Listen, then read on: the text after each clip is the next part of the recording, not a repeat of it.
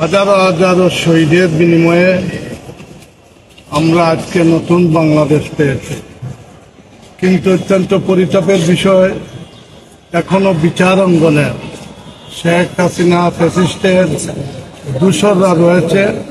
দেখা যাচ্ছে আমাদের এই সিলেট সহ বাংলাদেশের বিভিন্ন আদালতে যারা ফ্যাসিস্টের দূষর ছিল তাদেরকে পুলিশ গ্রেপ্তার করে পরবর্তী সময় 2 দিন 3 দিনের মধ্যে অনেকেই জামিন পেয়ে থাকে।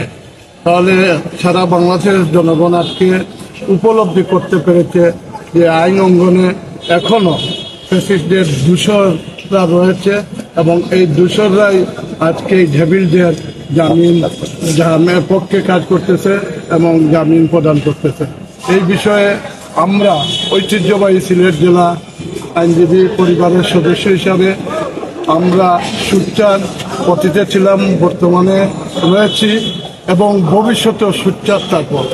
সেই উপলব্ধি থেকে আমাদের কর্মসূচি ভবিষ্যতে নির্ধারণ করব।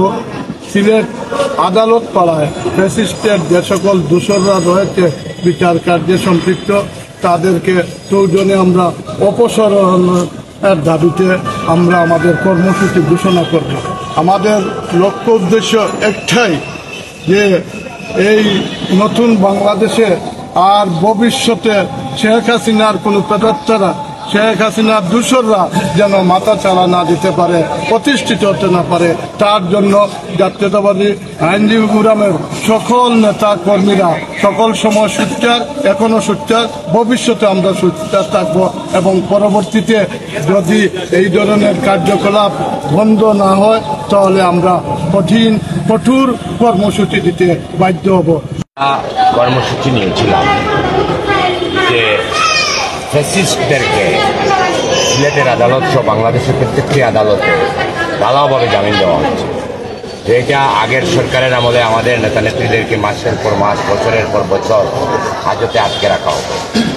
এবার যারা রক্তের দাগ এখনো শুকায় নাই, কিন্তু যারা ফ্যাসিস্টদের বড় বড় নেতা তারা আদালতে আসার সাথে সাথে 4টা 5টা 10টা মামলায় জামিন পেয়ে যাচ্ছে। এইটার বিষয় নিয়ে আমরা একটা প্রতিবাদ কর্মসূচি নিয়েছিলাম। আমাদের জাতীয় নেতৃবৃন্দ কিছু বিএনপি যারা আমাদেরকে আশ্বস্ত করেছেন যে এই ধরনের যারা বিচারক রয়েছেন তাদের বিরুদ্ধে মন্ত্রণালয়ের মাধ্যমে একটা ব্যবস্থা নেওয়া হবে। আমরা কঠিন কোনো কর্মসূচি যাতে এই মুহূর্তে না দেই, আমাদেরকে আশ্বস্ত করার কারণে আমাদের এই যে মিছিল এবং প্রতিবাদ সমাবেশ ছিল সেটা আমরা আপাতত আমরা স্থগিত করেছি, কিন্তু এটা আমরা বাদ দেই নাই। আমাদের যেহেতু জাতীয় নেতৃবৃন্দ, আমাদের অভিভাবক, তারা আমাদেরকে আশ্বস্ত করেছেন যে এটা তারা সরকারের ঊর্ধ্বতন কর্তৃপক্ষের সাথে আলাপ আলোচনায় আছেন। আশা করি এরা যারা যে সমস্ত বিচারক ফ্যাসিস্টের দূষর হিসেবে কাজ করতেছে তারা এই ধরনের কাজ থেকে বিরত হয়ে যাবে এবং মেসেজটা তাদের কাছে অলরেডি চলে গেছে আমাদের নেতৃবৃন্দের মাধ্যমে এবং সরকারের সংশ্লিষ্ট দপ্তরে চলে গেছে। সেই জন্য আমরা আর বড় ধরনের কোনো কর্মসূচিতে আপাতত যাচ্ছে না, কিন্তু যদি না হয় আমাদের সুস্পষ্ট দাবি হচ্ছে ফ্যাসিস্টদের যারা দূষর তাদেরকে অপসারণ করা হবে।